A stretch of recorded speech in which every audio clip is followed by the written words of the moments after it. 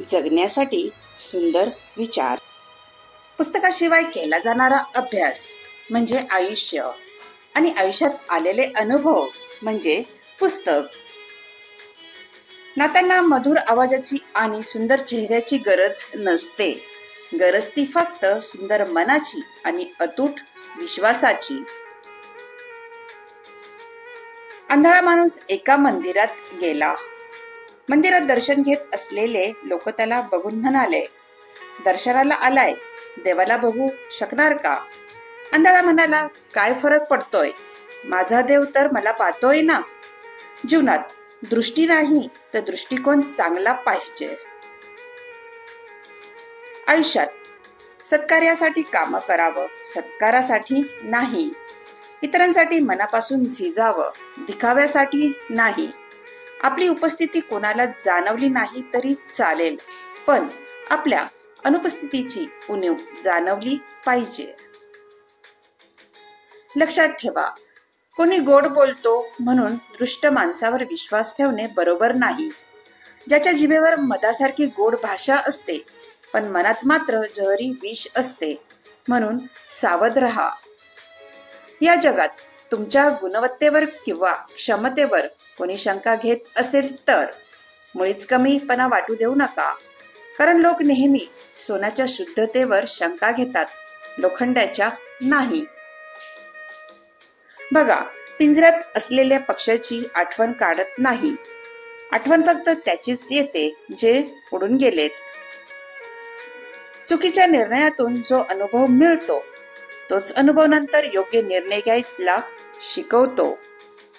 बुद्धी म्हणजे लोखंड नव्हे, तरीही तिच्यावर गंज चढू शकतो. आत्मसन्मान म्हणजे शरीर नव्हे, तरीही घायाळ होऊ शकते. मनुष्य म्हणजे ऋतू नव्हे, तरीही बदलू शकतो. फुंकर मारून दिवा मालविता येतो, अगरबत्ती नव्हे. आपल्या स्ववर्तनाने माणुसकीचा सुगंध देणाऱ्याला कुणीही हरवू शकत नाही. जळणारे मात्र स्वतःच जळून जातात.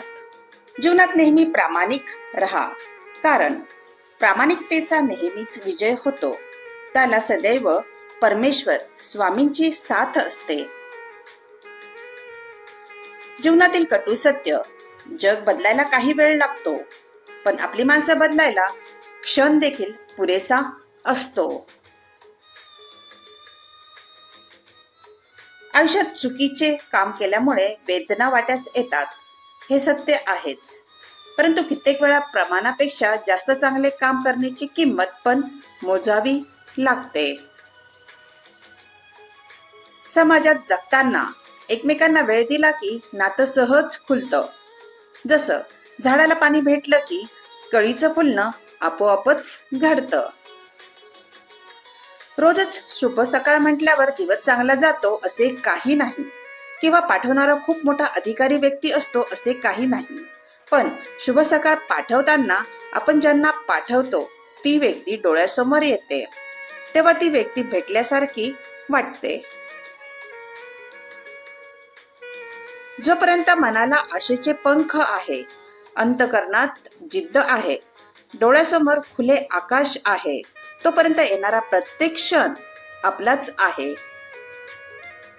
आपण ज्याची इच्छा करतो प्रत्येक वेळी तेच आपल्याला मिळेल असे नाही, परंतु नकळत बऱ्याच वेळा आपल्याला असं काहीतरी मिळतं ज्याची कधीच अपेक्षा नसते, स्वप्नातही विचार केलेला नसतो.